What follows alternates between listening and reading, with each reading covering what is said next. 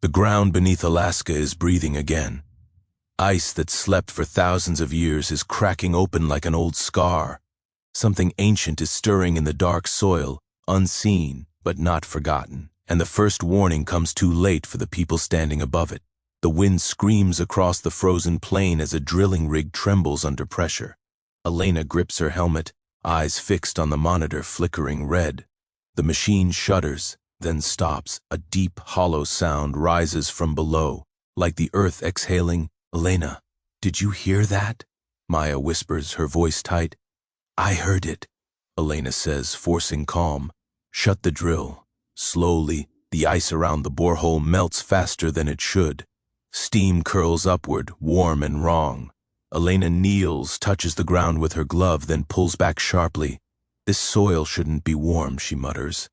A few steps away, Noah stands quietly, wrapped in a worn fur coat. His lined face shows no surprise, only concern. He looks at the land like it's an old friend waking from a nightmare. "I warned them," Noah says softly. "The ground remembers." Maya glances at him. "Remembers what?"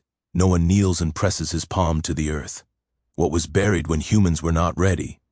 The camp radio crackles. "Dr. Elena, samples are reading abnormal microbial activity. Levels we've never recorded." Elena's jaw tightens. Years of study, countless warnings ignored by funding boards and politicians. She straightens up. "Seal the samples, no shortcuts. If this is what I think it is, we don't touch anything without protocol." Maya swallows. "Ancient microbes, right?" Elena nods slowly. "Organisms frozen since before history. If they're waking up..." A distant rumble interrupts her. Snow shakes from nearby cliffs. Birds burst into the sky, fleeing inland. Noah stands, eyes dark. The land is afraid. Night falls fast. Inside the research tent, heaters hum while frost creeps along the walls. Elena studies microscope images, her hands shaking despite herself. "These structures, they're adapting," she whispers. "They shouldn't be alive." Maya sits across from her, hugging a mug of coffee she forgot to drink. "What if we can't control it?" Elena looks up, exhaustion flooding her face. "Science is about control, Maya, or at least, we like to believe it is." Outside, Noah lights a small fire, murmuring words passed down through generations. He stares at the stars, then at the glowing camp behind him. "You dig too deep," he says to the cold air, "and you forget to listen." Inside the tent, an alarm suddenly screams. Red lights flash. "Elena!" Maya jumps up. The containment unit, temperature spike. Elena rushes over, heart pounding. "That's impossible." "It was stable." The screen glitches. For a brief moment, the image looks almost alive, pulsing. Maya steps back, fear breaking through her professional calm. It's like it knows. Elena stares, realization hitting harder than the cold ever could. If this escapes the ice, it won't just be a scientific discovery. Thunder rolls across the frozen land, deep and unnatural.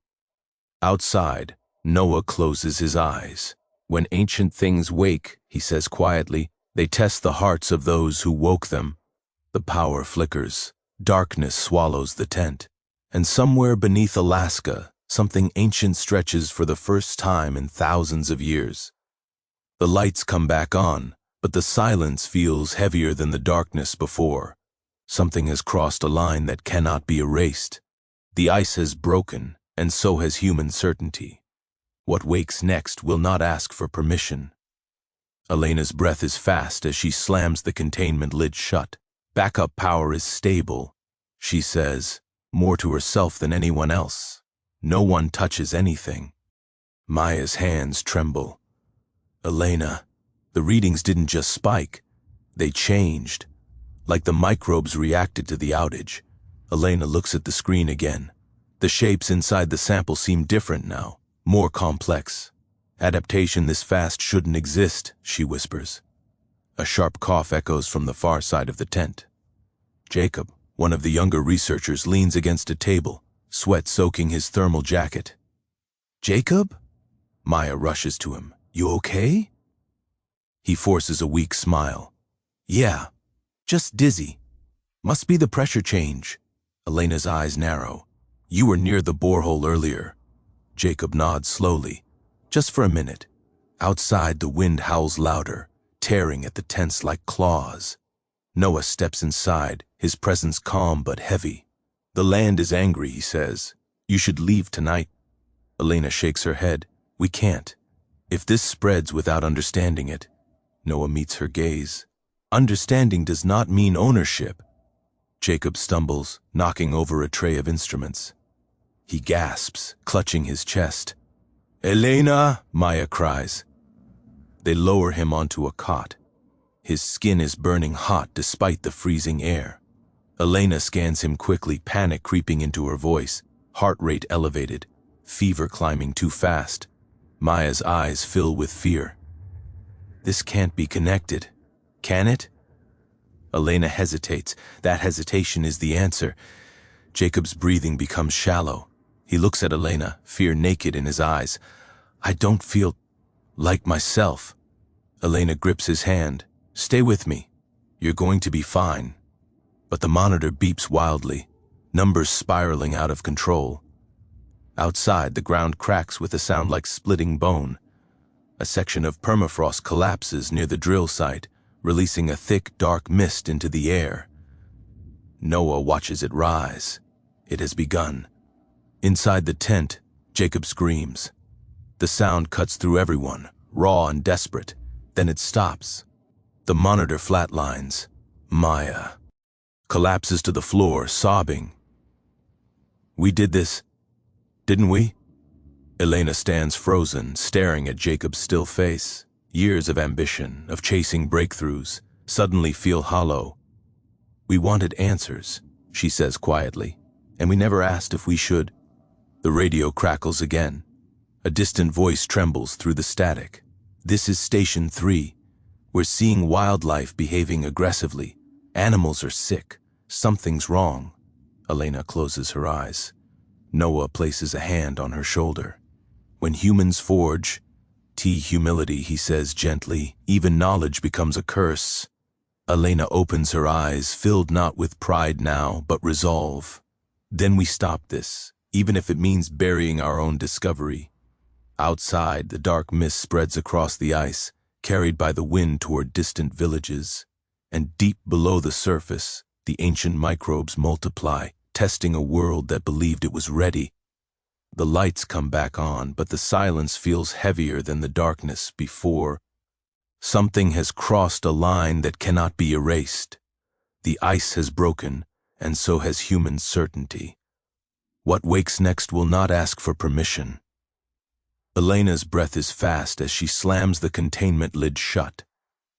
Backup power is stable, she says, more to herself than anyone else. No one touches anything. Maya's hands tremble. Elena. The readings didn't just spike, they changed. Like the microbes reacted to the outage. Elena looks at the screen again. The shapes inside the sample seem different now, more complex. Adaptation this fast shouldn't exist, she whispers. A sharp cough echoes from the far side of the tent. Jacob, one of the younger researchers, leans against a table, sweat soaking his thermal jacket. Jacob? Maya rushes to him. You okay? He forces a weak smile. Yeah, just dizzy. Must be the pressure change. Elena's eyes narrow. You were near the borehole earlier. Jacob nods slowly. Just for a minute. Outside, the wind howls louder, tearing at the tents like claws. Noah steps inside, his presence calm but heavy. The land is angry, he says. You should leave tonight. Elena shakes her head. We can't. If this spreads without understanding it. Noah meets her gaze. Understanding does not mean ownership. Jacob stumbles, knocking over a tray of instruments. He gasps, clutching his chest. Elena! Maya cries. They lower him onto a cot. His skin is burning hot despite the freezing air. Elena scans him quickly, panic creeping into her voice, heart rate elevated, fever climbing too fast. Maya's eyes fill with fear. This can't be connected. Can it? Elena hesitates. That hesitation is the answer. Jacob's breathing becomes shallow. He looks at Elena, fear naked in his eyes. I don't feel like myself. Elena grips his hand. Stay with me. You're going to be fine. But the monitor beeps wildly, numbers spiraling out of control. Outside, the ground cracks with a sound like splitting bone. A section of permafrost collapses near the drill site, releasing a thick, dark mist into the air. Noah watches it rise. It has begun. Inside the tent, Jacob screams. The sound cuts through everyone, raw and desperate. Then it stops. The monitor flatlines. Maya collapses to the floor, sobbing. We did this, didn't we? Elena stands frozen, staring at Jacob's still face. Years of ambition, of chasing breakthroughs, suddenly feel hollow. We wanted answers, she says quietly, and we never asked if we should. The radio crackles again. A distant voice trembles through the static. This is Station 3. We're seeing wildlife behaving aggressively. Animals are sick. Something's wrong. Elena closes her eyes. Noah places a hand on her shoulder. When humans forget humility, he says gently, even knowledge becomes a curse. Elena opens her eyes, filled not with pride now, but res. Olv. Then we stop this, even if it means burying our own discovery. Outside, the dark mist spreads across the ice, carried by the wind toward distant villages. And deep below the surface, the ancient microbes multiply, testing a world that believed it was ready. The wind carries more than cold now. It carries consequences. What was buried to protect the future is moving freely again, and every heartbeat left must choose between pride and responsibility. Morning arrives without peace. The sky is bruised purple, the land unnaturally quiet. Elena stands outside the tent, staring at the distant hills where smoke rises from a village far too close. Maya walks up beside her, eyes red from a sleepless night. The radio's dead, she says softly. No response from Station 3. Elena clenches her fists. They're in the path of the wind. Noah approaches, his face grave. The sickness will travel faster than you think. Ice slows nothing once it breaks. Inside the lab tent, the remaining samples pulse faintly, alive in a way that feels aware. Elena looks at them one last time. Years of dreams, awards, recognition, everything she chased, staring back at her like a mirror. Maya whispers, if we destroy them, this discovery dies with us. Elena's voice shakes. If we don't, people die with it. A low rumble shakes the ground again. Cracks spread through the ice, racing outward like veins. The earth is unraveling. Noah steps closer. There are old fires, he says, deep ones. They conceal what should never walk free. Elena looks at him. It could collapse the site. We might not make it out. Noah nods. Some knowledge asks for sacrifice. Maya grabs Elena's arm, fear and trust colliding in her eyes. Tell me what to do. Elena takes a deep breath. Initiate thermal overload. Burn everything, the samples, the drill shaft, all of it. Maya hesitates, then moves. Fingers fly over the controls. Alarms blare. Heat surges through the ground. Outside, steam erupts from the ice, roaring like a living thing. The land shakes violently. Elena stumbles, catching herself as the drill rig collapses into the widening crack. Now! Noah shouts, run! They sprint across the snow as the earth caves in behind them. A massive plume of fire and steam shoots skyward, then slowly dies down. Silence returns, this time heavy, grieving but calm. Hours later, they stand at a distance, watching smoke fade into the sky. The ground is sealed again, scarred but still. Maya breaks down, tears freezing on her cheeks. We lost everything. Elena places a hand over her heart. No, she says quietly. We saved something more important.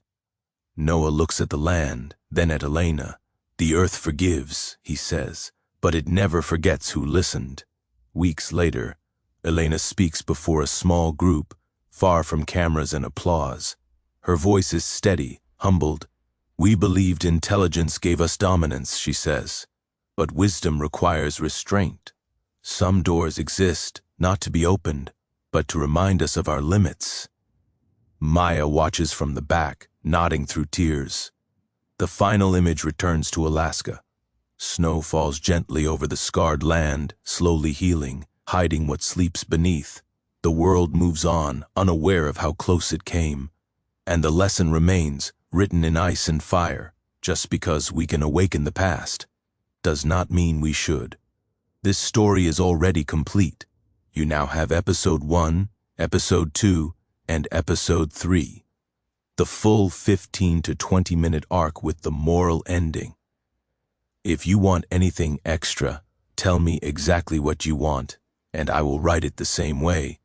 For example, a short epilogue, an alternate darker ending, a more emotional ending, a cliffhanger version, or a new story with a different title. Just say what you want next. Snow falls heavier than before, covering the burned scar like a secret being carefully hidden again. Time passes, slow and quiet.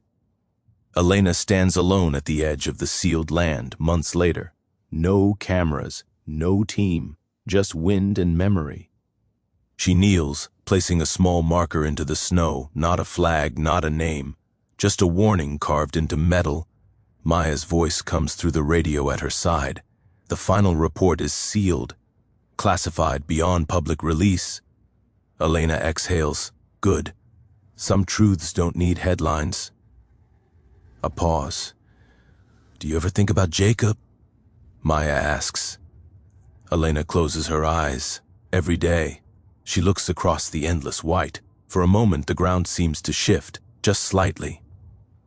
Elena's hand tightens on the radio, then relaxes as the land settles again. Noah's words echo in her memory. The earth forgives, but it never forgets. Elena turns away, walking back toward the helicopter waiting in the distance. As the blades begin to spin, the camera lingers on the frozen ground below. Deep beneath the ice, silence holds.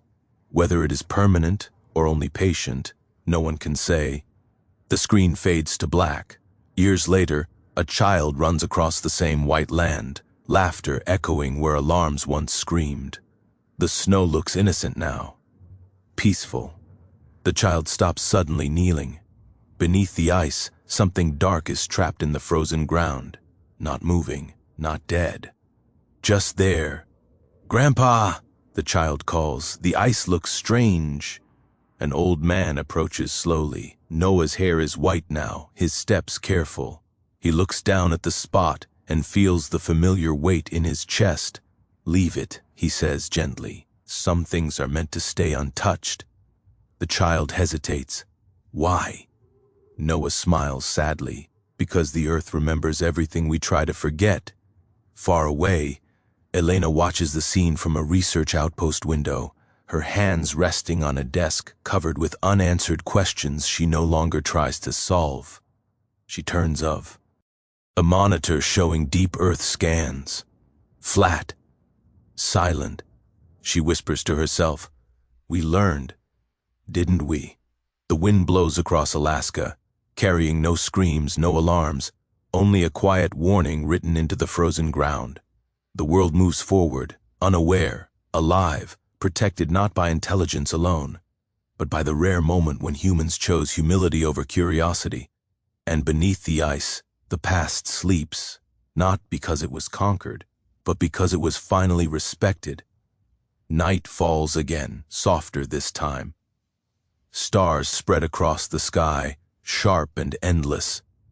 Noah sits outside his cabin, feeding a small fire. The child sleeps inside, safe. Noah stares into the flames, listening, not with fear but respect. The ground is quiet tonight, truly quiet. Far away, in a city filled with noise, Elena stands on a balcony overlooking endless lights. Her phone buzzes with invitations, funding offers, promises of fame if she will just return to the frontier. She turns the phone off. Maya joins her, handing her a cup of tea. "You could change the world again," she says gently. Elena shakes her head. The world doesn't need changing as much as it needs listening. Maya smiles faintly. You really believe that? Elena looks up at the stars.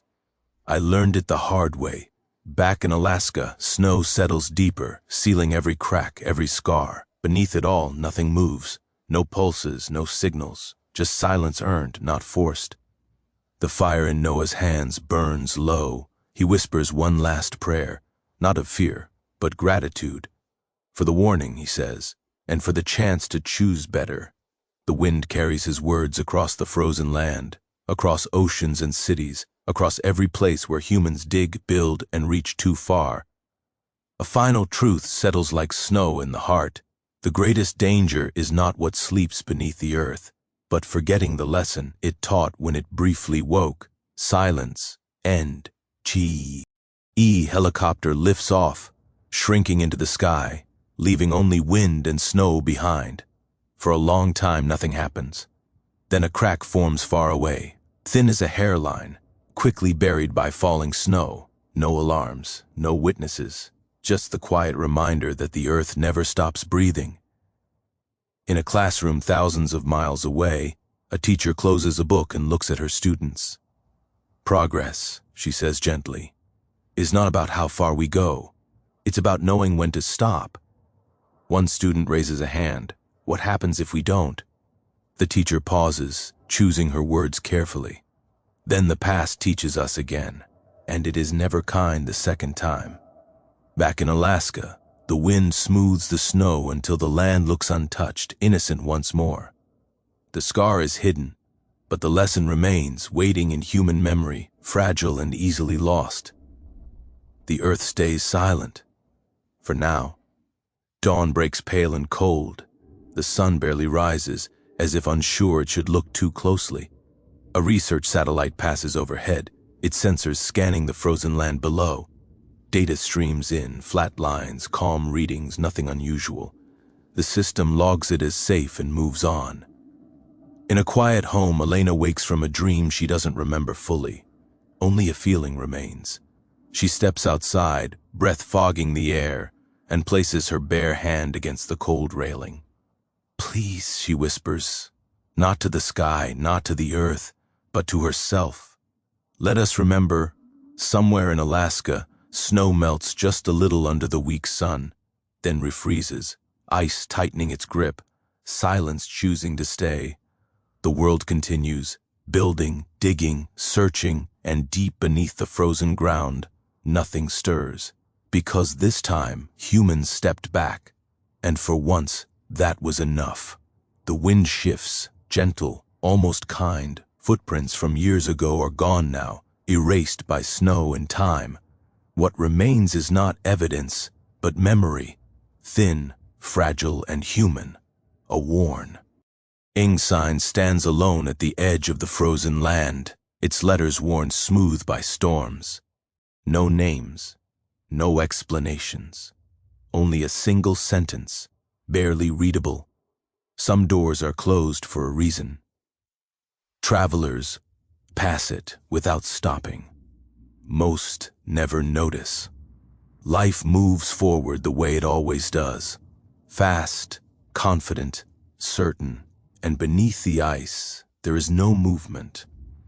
Not because the danger vanished, but because restraint held. The earth exhales slowly, patiently. Waiting, years pass.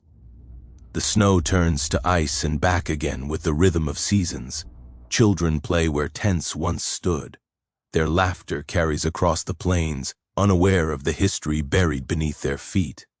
Elena visits once, silently, leaving a small notebook in the snow. Inside are her observations, her regrets, and a single note: curiosity without wisdom is a wound waiting to open.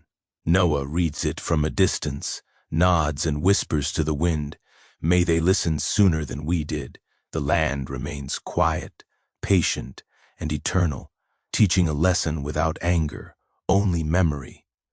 And deep beneath Alaska, the ancient microbes sleep once more, untouched, waiting, only if humans remember to respect what lies beneath.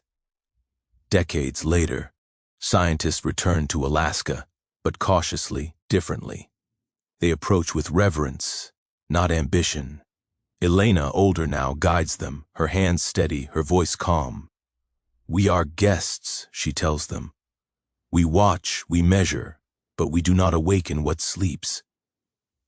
The wind carries snow across the frozen plain, softening every scar, hiding every crack.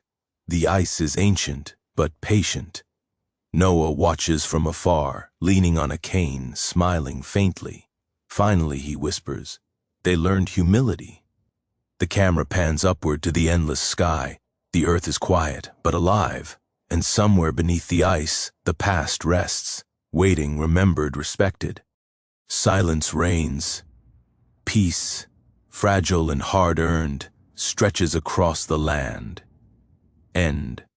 The story has now reached its natural conclusion. All episodes and follow-ups have fully covered the arc, the awakening, the danger, the sacrifice, and the moral lesson of humility and respect for nature. There is no further continuation required unless you want an alternate ending, darker or cliffhanger, a prologue before episode 1, a bonus epilogue years or centuries later. Do you want me to create one of these? Since the main story and all extended epilogues are fully complete, there is no canonical next part. If you want, I can create a new bonus scene that imagines a future generation discovering remnants of the event, or a cliffhanger hint that something under the ice might still be waking. Do you want me to do that?